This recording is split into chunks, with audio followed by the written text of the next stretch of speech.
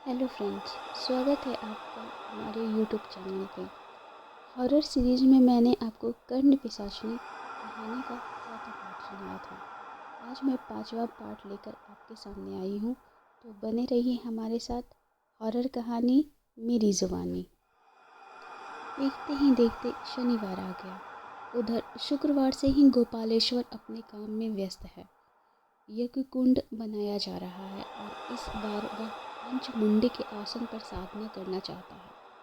उपयुक्त पेड़ के नीचे पंचमुंडी का आसन बनाया जा रहा है।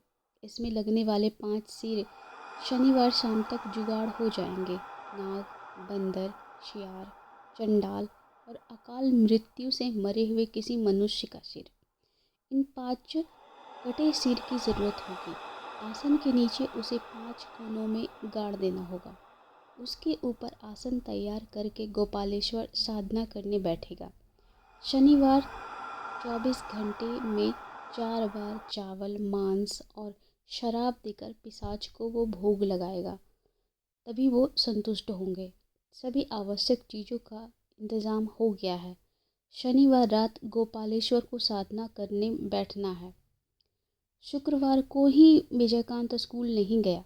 वह घर की ही दरवाजे और खिड़कियां बंद करके बैठा रहा। आज शनिवार है। चिंता की वजह से विजयकांत पूरी रात नहीं सो पाया।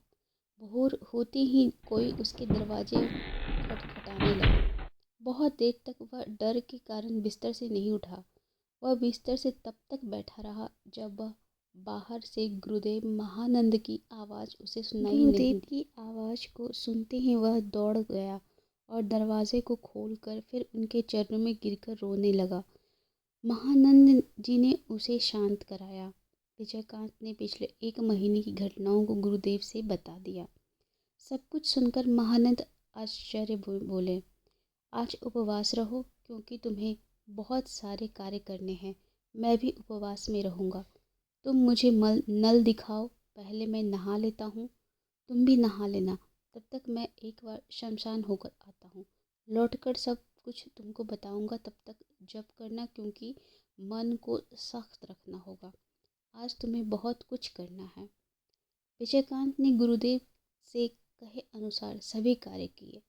गुरुदेव के शमशान से जाने के बाद वह नहा धोकर गुरुदेव के दिए बताए हुए मंत्र को वह जपने लगा। महानंद जी लौटकर विजयकांत से बोलते रहे, मैंने चिट्ठी पाकर तुम्हारे ग्रह नक्षत्र की गणना की थी।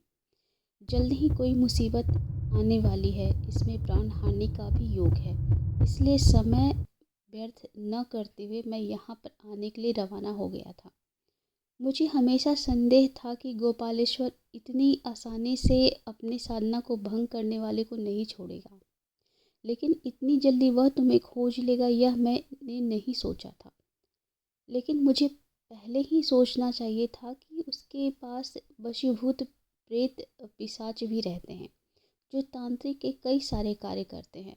शायद यही प्रेत तुम्हें परेशान कर रहे थे। तुम्हारा देह बंधन था, इसलिए वे कुछ कर नहीं पाए।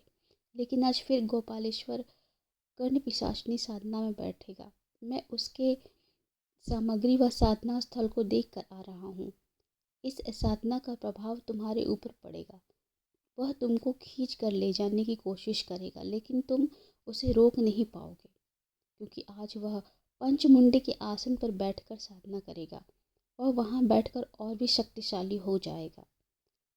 रोते हुए विजयकांत बोला, गुरुदेव, तो क्या आज मेरा अंतिम दिन है? आज ही मेरा अंतिम दिन है? नहीं बेटा, इतना मत टूटो। शुभ दिन तुम्हारा जन्म हुआ है। तुम पर भगवान की कृपा है। लेकिन गुरुदेव, आपने ही तो बोला था कि वह मुझे खींच कर ले जाएगा। विजयकांत, मैंने कोई तांत्रिक साधना नहीं किया है, लेकिन इसके बारे में बहुत कुछ पढ़ा है और जानता हूँ। तंत्र साधना में हमेशा पिशाच या यक्षिणी को संतुष्ट करना पड़ता है। अगर क्रिया में कुछ भूल हुई तो इसी भयानक पिशाच के हाथों उस तांत्रिक की मृत्यु होगी। हमें इस मौके का फ़ायदा उठाना होगा क्योंकि गोपालेश्वर अपनी साधना को कभी अच्छे कार्य में नहीं लगाएगा। हम उसे सफल नहीं होने देंगे। मैं हमेशा जिंदा नहीं रहूँगा। मेरे जाने के बाद तुम्हें कौन बचाएगा? कुछ तांत्रिक हमेशा बदला लेने के लिए जलते रहते हैं, लेकिन मैं किसी पिशाच साधक से कैसे लड़ूंगा? उसकी क्रिया में कुछ न कुछ ऐसा करना होगा कि उसकी साधना गलत हो जाए, और तुम्हें ही करना होगा। तुम्हें हानि पहुंचाने की साधना करने से पहले ही तुम वहां पर जाओगे। बाकी सब कुछ मैं तुम्हें सिखा दूंगा। वहां से कुछ ही दूरी पर मैं रहूंगा। तुम्हें डरने की कोई ज़रूरत नहीं है। धीरे धीरे शाम हुई।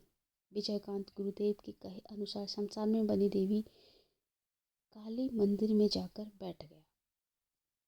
शमशान में थोड़े अंधेरे वाले स्थान पर गोपालेश्वर ने अपने साधना स्थल को सजाया। गोपालेश्वर नदी में नहाने जाने वाला है। विजयकांत सब कुछ देख रहा है और कुछ ही दूर पर महानंद जी सब पर ध्यान रख रहे हैं। गोपालेश्वर नहाने के लिए नदी की तरफ गया।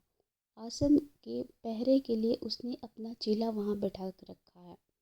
गोपालेश्वर नहाने के बाद यज्ञ कुंड के सामने बैठ गया।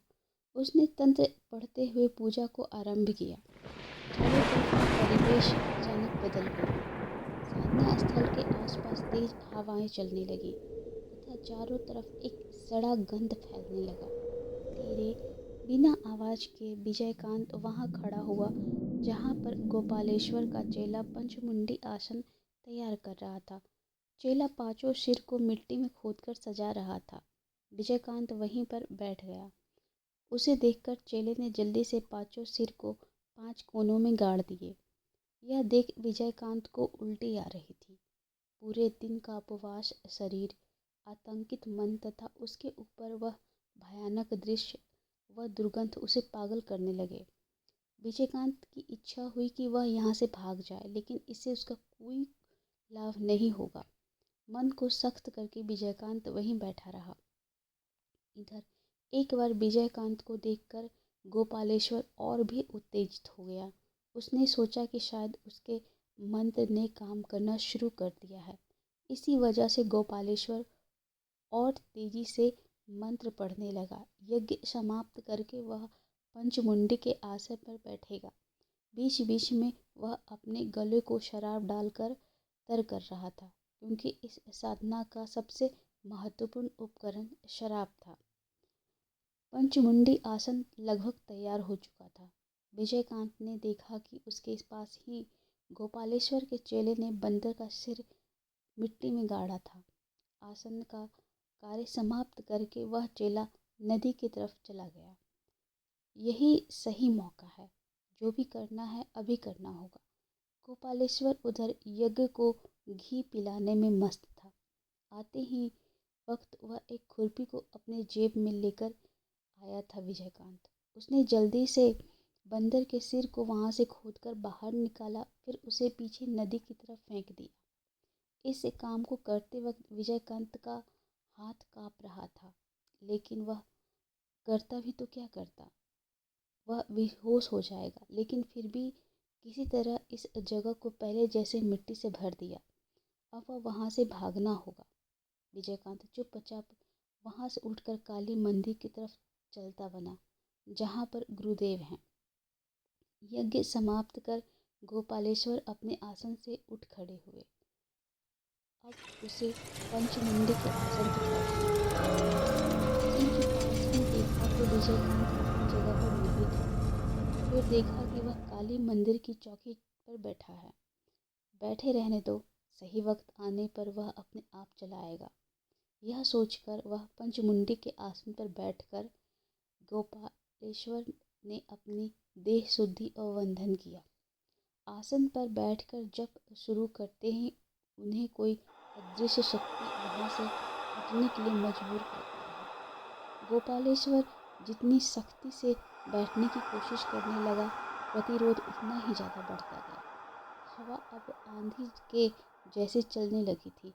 आसपास के पेड़ों की शाखाएं टूटने लगी। काली मंदिर के पास खड़े 2-3 लोग यह देखकर डरकर भाग गए।